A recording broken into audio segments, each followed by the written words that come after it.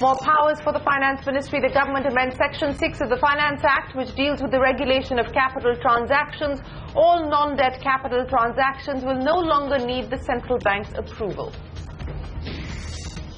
In a bid to regulate and streamline bill payment gateways like Paytm, RBI could issue licenses this August. 8 to 10 players likely to apply for a license. That's an exclusive. Industry cries foul over the Modi government's draft offsets policy to ramp up defence production and procurement, says the proposed norms are restrictive and may misfire. Volatility returns to haunt the Lal Street as markets sell off in late trade. Major indices see marginal losses as banking stocks come under pressure. Two brokerages hand out sharp cuts to their growth forecast for this fiscal. As the Modi government nears its one-year anniversary, Finance Minister Arun Jaitley takes to Facebook to list out the achievements. Land-based, the UPA says it's been a year of reforms in their era of scams, scandal, corruption and retribution. Raj is over. Government moves to unlock the value of gold, floats a discussion paper on the gold monetization scheme, which includes tax breaks. Customers need a gold savings account and can deposit a minimum of 30 grams of gold for a minimum tenure of 1 year. I do think that it should be a top 3 service line in 3 years. The head of Wipro's newly formed digital unit targets $1 billion in revenue over the next 3 years. Rajan Kohli says the company is actively scouting for acquisitions in North America and Europe. Instant noodles Maggi in a soup after the Lucknow food security regulator. Maharashtra and Gujarat also raise an alarm over the levels of monosodium glutamate and lead. Nestle issues a strong rebuttal to all these charges. Also on the hour, it's yet another act from Tata Motors to revive the Nano brand. Will the new Gen X strike a chord? A special report up next.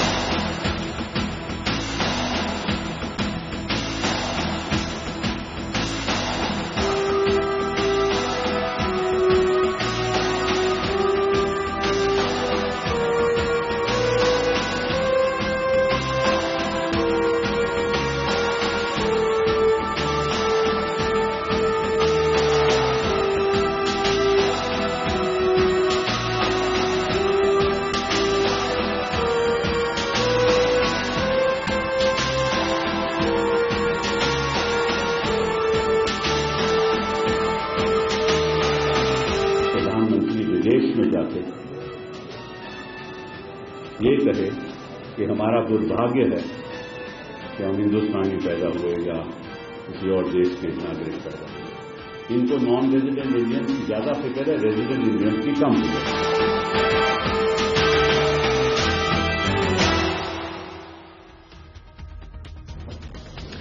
Well, earlier you felt ashamed of being born Indian. Now you feel proud. This comment from Prime Minister Modi has not gone down well with social media. The hashtag Modi insults India, one of the global top trends on Twitter, but the BJP supporters got cracking and the hashtag Modi India's pride was also trending very soon. It's a tale of two hashtags. Good evening, Nandara. And Shane, wouldn't your trip have been far more hectic had this actually taken place in China? Well, I'm glad it didn't. I'm glad I'm back in India and this can now be all over Twitter. I don't really care. But just to point out, the hashtag Modi insults India is now nearing 10 lakh tweets, but the hashtag Modi India's pride is only nearing about 1 lakh tweets. That will be the never-ending battle between the two hashtags. But let's kick things off with the day's trading action. Volatility back on the Lal Street. A late slide caught the bulls off guard as major indices ended the day with marked losses. Banking stocks, those were the major culprits. The Sensex lost about 40 points. The index remains firmly above the 27,500 mark. The Nifty lost about 8 points. It remains within striking distance of the 8,400 level. Mid-caps also suffering only marginal losses with the index ending almost flat. Now, volatility may be giving traders grief in the short term, but experts say Indian equities are still a good long-term bet. Speaking exclusively to CNBC TV 18's Ramdev Agarwal of Motilal Oswal said investors can expect good returns over the next 5 to 7 years. However, he did caution that a near-term slump cannot be ruled out. When you are investing in the stock market, you should always be ready for 10% decline. From any level. If it goes to 8,000, you should be ready for 7,200. If you are at 7,200, you should be ready for 6,500. So 10% down, see you, because upside we can take as much as it can come. 10 times, 20 times, 30 times, all less. But how much is the downside stomach you have? That's the investing. See, the moment you have reconciled yourself to 10% downside, upside will take care of itself. And give long enough time, 5 years, 7 years. If you talk about the investing community, those who are looking for 3, 5, 10 years, I think they are committing continuously. And they are quite excited about hearing about what's happening in India, how much time will it take. Now they are asking what's our view in terms of when can it happen, how it can happen. So, I mean, now they are coming down from the promises to really performance thing. So, as the performance comes, see, what it clearly means is that first thing is there are not many investment alternatives. Second, that India is a very, if India performs, and whether India performs or not, the companies which performs in India, I think they'll get enough buyers. So, I mean, whether it is 6 months away, I mean, generalized economic growth, how far it is, nobody knows, and nobody can predict. And when it happens, it happens. Well, over the next 5 to 7 years, the bull story for India continues, but in the short term, volatility is likely to be the mainstay. From D Street to Mid Street, the rupee also seems to have reflected the equity market mood, ending the day with a small loss of about 4 paise against the dollar, and this despite the fact that the dollar continued to lose against other global peers. And the economy is yet to turn a corner. Here's more proof that the recovery is slow. Two influential brokerages have handed in some sharp cuts to their growth forecast for the current fiscal. Let's start with Ambit. It's cut its growth forecast for FY16 to 7% from its earlier estimate of 7.5%. Ambit believes the centre is prioritising a systemic clean-up over the near term. Macquarie has also slashed its growth forecast for this fiscal to 7.6%. Macquarie says the economy is moving in the right direction, but the pace of the recovery is slower than expected. Do remember that the government is projecting or estimating a GDP growth of over 8% for FY16. A lot of that, Nantara, will depend on how the monsoon pans out. That's right, Shireen. Today, the Indian Met Department, and before it has said that it's not optimistic about the possibility of a normal monsoon, but SkyMet confident the rain gods will not disappoint this time round. The private Met forecaster says historical data shows points of a possibility of a back-to-back drought being next to impossible. They claim the internal projections are pointing towards a normal monsoon this year, so that seems to be good news. There have been only 3 back-to-back droughts since 1873, 1905, 1965-66, and there was a triple whammy of 86, 87, 88, where we had back-to-back El Ninos in 86 and 87. Even if I don't take El Ninos, I just look at the dispersion of droughts. The probability of a back-to-back drought is very low. 2014 is a drought year. It was 88% of the LPA. So that is one way of looking at it. Second, all our programming, that is the computing, is pointing towards a normal monsoon. It has been pointing towards a normal monsoon since January. The SkyMet saying we will not have a drought in 2015. Moving on, the Narendra Modi government is planning a media blitzkrieg as it nears its 1-year anniversary. A 175-page booklet titled Samvad could be launched on the 26th of May, which is going to list out the government's achievements.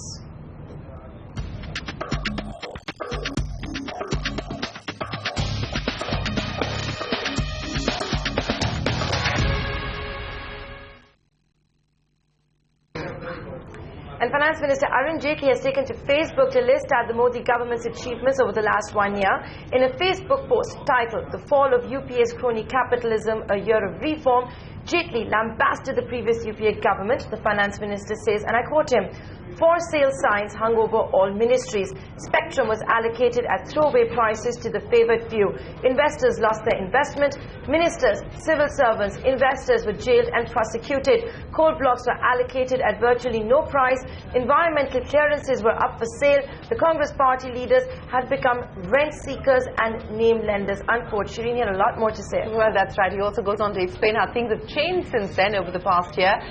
Where do we stand a year later? The whole parade of industrialists, and this is the Finance Minister speaking, the whole parade of industrialists lining up outside South Block and North Block is now over. The corridors are empty, the silence cheery. FDI increased from $20.8 billion in 2013-14 to $28.8 billion in 2014-15. The regime of an unlegislated tax on environmental clearances is over. The spectrum auction has fetched over rupees 1 lakh crores. A few coal blocks being auctioned have fetched over 2 lakh crore rupees, end of quote. And the finance minister goes on to say the word corruption is being removed from India's political dictionary. The environment to prosecute the investors has been completely reversed. There is a thrust towards reforms and liberalizations, but no crony capitalism, no harassment. The scam and scandal, corruption and retribution Raj is behind us. That is the finance minister on the achievements of the Modi government in office. If there's one area where the government can show visible progress, it is in the field of foreign policy. Often accused of being an NRI prime minister by the opposition, Prime Minister Modi would have toured 16 countries by the time his government completes a year in office. That is more than both his predecessors combined. But as Zaka Jacob explains, the Prime Minister has broken new grounds in India's diplomacy.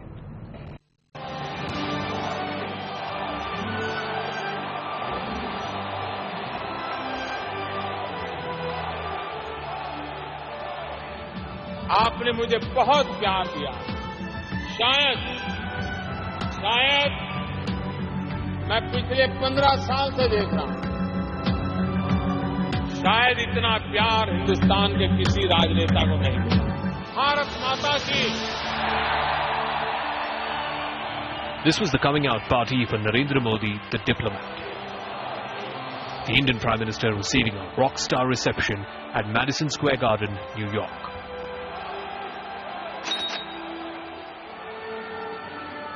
And this is a template that Modi has followed religiously in Australia, Canada, and even in Myanmar, reaching out to the Indian diaspora. His government has announced the merger of NRI and PIO cards, given lifetime visas for Indian Americans, and is even getting ready to grant voting rights to NRIs.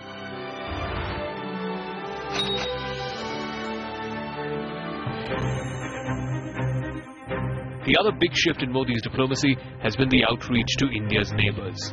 The first country he visited was Bhutan, followed by Nepal. The Prime Minister has visited each of our neighbours except Bangladesh and Pakistan, which incidentally are the only two Muslim-majority nations in our neighbourhood.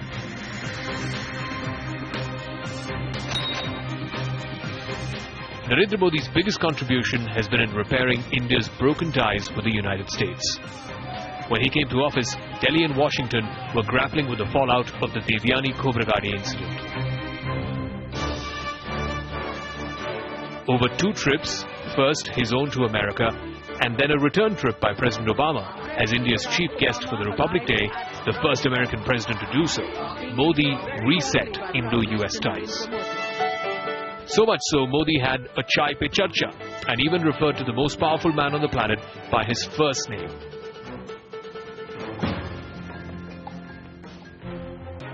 There's been a subtle upgrade for the Indian Ocean region, with the Prime Minister challenging China's growing influence in our seas, and a not-so-subtle downgrade for Pakistan. First, the Foreign Secretary talks were cancelled in August, only to be revived 6 months later under the guise of a SAARC yatra. Though Modi invited Nawaz Sharif for his swearing-in, there wasn't much love lost 6 months later at the SAARC summit, where they merely exchanged pleasantries.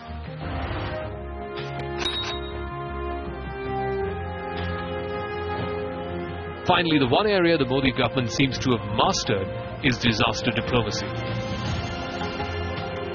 From sending water to Maldives, evacuating Indians stuck in Yemen, to rushing to help Nepal after the earthquake, the Modi government seems to have made a virtue out of disasters. But, as the Nepal effort showed, help, yes, but don't thump your chest about it. That applies for diplomacy as well as for governance in general. Zaka Jacob, CNN IBN.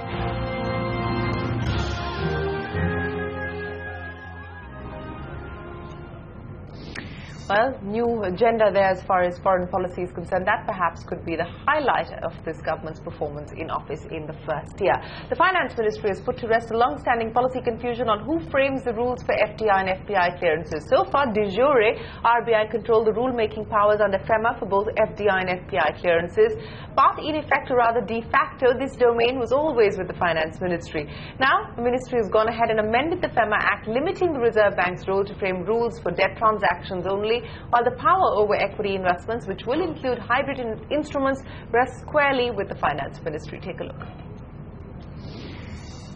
Through the Finance Act, the Finance Ministry has tweaked the FEMA to make a clear distinction over the RBI and the central government's powers to frame rules for capital account transactions. These transactions cover both debt, equity and a host of hybrid instruments over which the Reserve Bank had been framing the rules till now. Through the Finance Act, Section 6 of FEMA has been amended to clarify on regulation of capital account transactions. The Finance Ministry has now been given clear powers under FEMA to regulate non-debt transactions. For instance, according to the Finance Act, and I quote, "Centre in consultation with the Reserve Bank will prescribe any class or classes of capital account transactions not involving debt instruments," unquote. While the Reserve Bank will regulate capital account transactions with respect to debt instruments, the Finance Ministry may decide on the definition of debt instruments with respect to FEMA. For instance, according to the Finance Act, the term debt instruments shall mean such instruments as may be decided by the central government in consultation with the RBI. Consequently, we learn the government is now working on a list on what may classify as debt and non-debt transactions, and this list may be notified shortly. Earlier, FEMA norms had empowered the RBI with regards to all capital account transactions. Government officials say earlier provisions of FEMA led to confusion on capital account transactions, and these changes will lead to faster clearances of foreign investment proposals. Officials also say it was becoming increasingly difficult for RBI to take discretionary calls on non-debt investment proposals. But now the control on capital flows like equity will be exercised by the Government of India in consultation with RBI.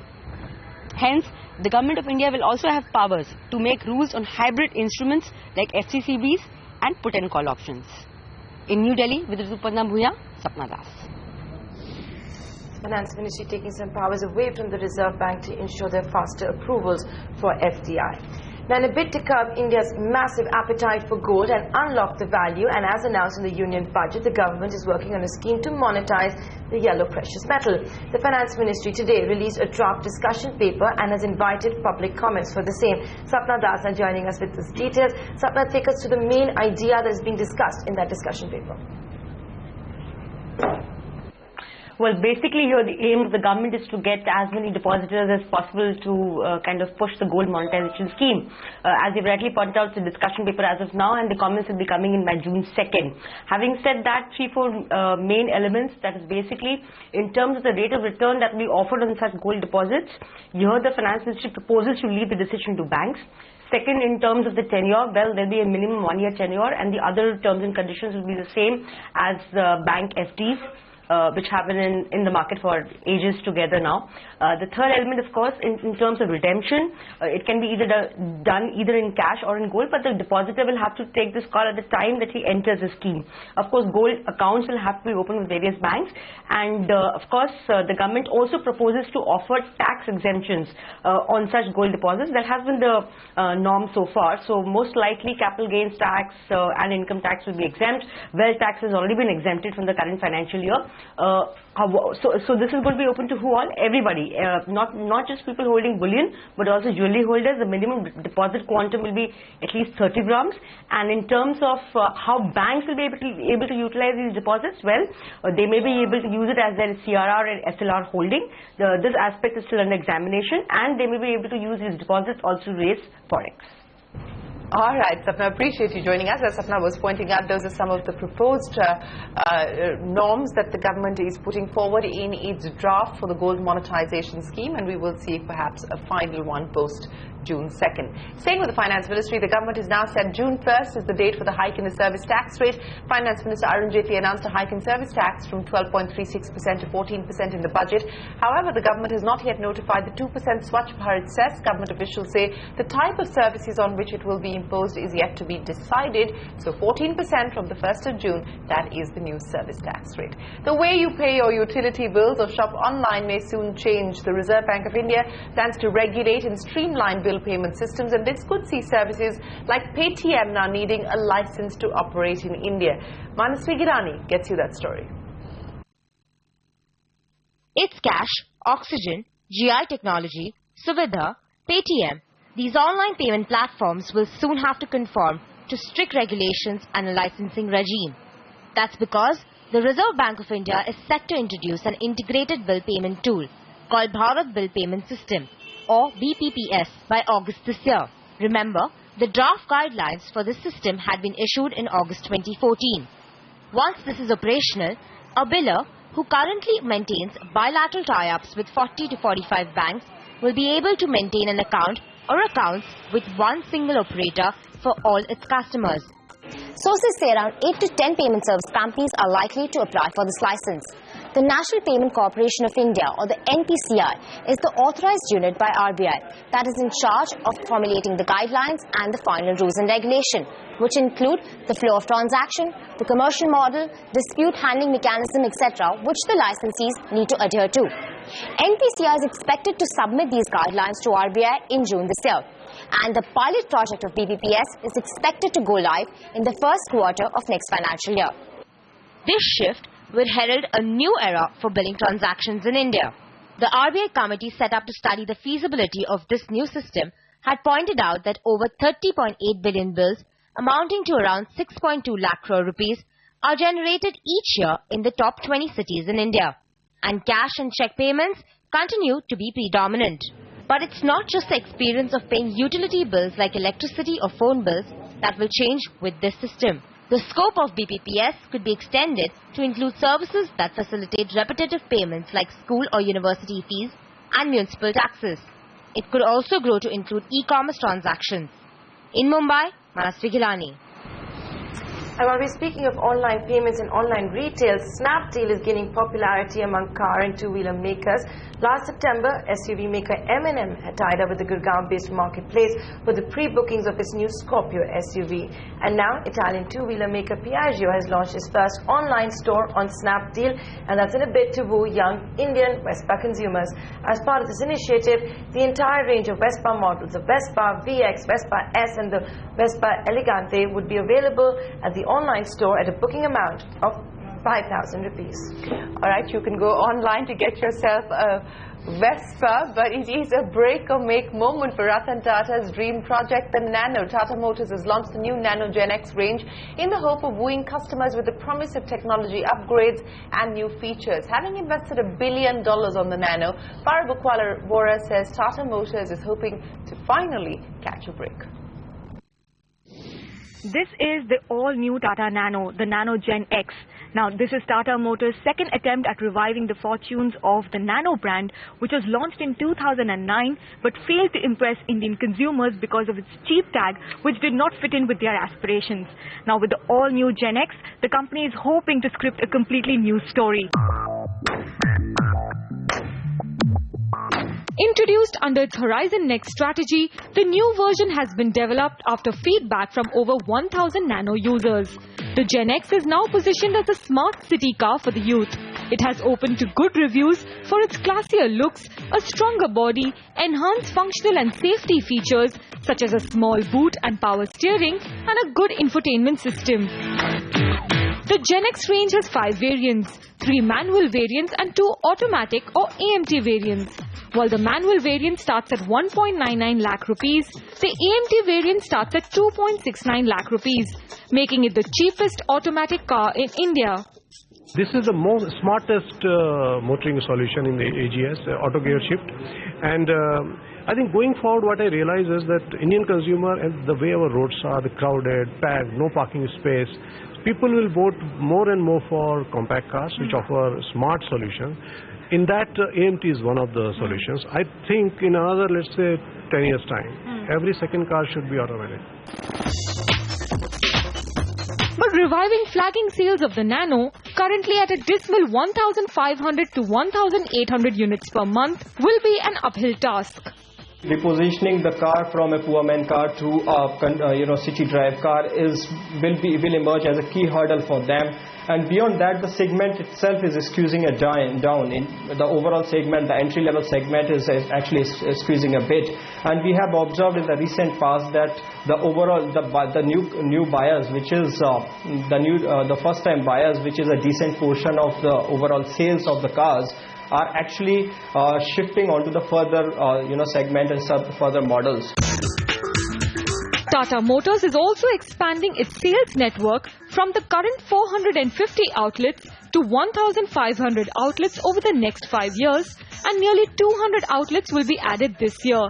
In Mumbai, Farah Bukwala Vora. Well, this is going to be the make or break moment for the Tata Nano, sales dwindling and of course continue to be at that 1,500 to 1,800 units a month. So this is going to be a test for the brand itself. The government has promised to rework the defence procurement norms and policies linked to manufacturing defence equipment in India. Just last week, a draft policy for offsets was floated by the Ministry of Defence, which proposes several changes to the current norms. CNBC TV 18 Sajit Mangat and Archana Shukla say industry is disappointed and say the proposed norms are restrictive and may in fact misfire.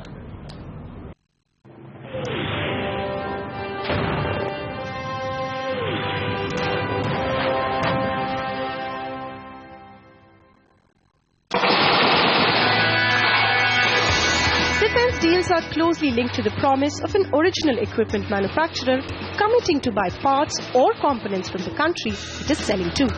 With the Make in India vision in mind, the Ministry of Defence has put forward a draft offset policy for industry feedback. The new policy proposes an outcome-based approach as against the direct offsets approach earlier, and also seeks offsets for specific technologies. The reaction from industry is far from positive. Indian private manufacturers feel the policy is restrictive and seeking specific technologies for offset may not enthuse OEMs. The new policy also fails to clarify how the value of offset will be calculated. While the old policy allowed offset banking, which means generation and accumulation of offset credits prior to the award of the main contract, the new policy is silent on the issue. The Ministry of Defence says nearly 24 offset contracts have been signed for nearly $4.8 billion and another $8 billion worth offsets are under negotiation.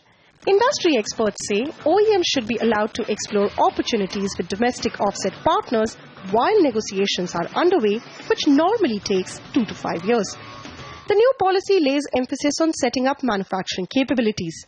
But industry argues the policy is silent on augmenting research, design and development capabilities within the country. The policy puts skill development as objective of offset policy. But industry sources point out skill development should be the outcome rather than objective. The new offset policy proposes to be applied to buy global category only, where India is buying from global OEMs through global tenders. Industry wants this definition to be extended to buy and make category. That is, where industry imports material from an OEM and makes in India based on transfer of technology. The new proposed policy disallows offset if an Indian company is bidding or is part of the joint venture bidding for buy global category. The industry wants this to be extended to Indian companies provided they value add at least 51% to the value of asset procured. The policy maintains offset at 30% on defence procurement. It further keeps the door open to increase the offset content based on the requirement of defence forces at the time of the requirement. Industry experts want the government to recognize investment in joint venture or manufacturing facility of domestic partner as an additional avenue to discharge offset. The new offset policy restricts the role of OEM and private sector by making the Defence Research and Development Organization point of authority for technologies and offsets. Industry experts say this goes against the idea of giving private sector parity with defence PSUs. Further, they argue that OEMs should have flexibility in deciding the offset partner and private sector should have a role in deciding the technology that needs to be part of the offset. Private players will amend the draft policy to incorporate the feedback. In Mumbai with Sajit Mangat, Archana Shukla.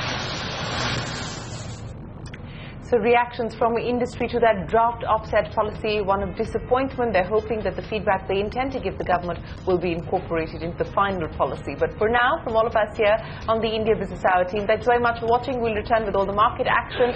Will there be more volatility? Will the markets finally close flat again as they did today? That and more, and of course the government's report card continues here on CNBC TV 18.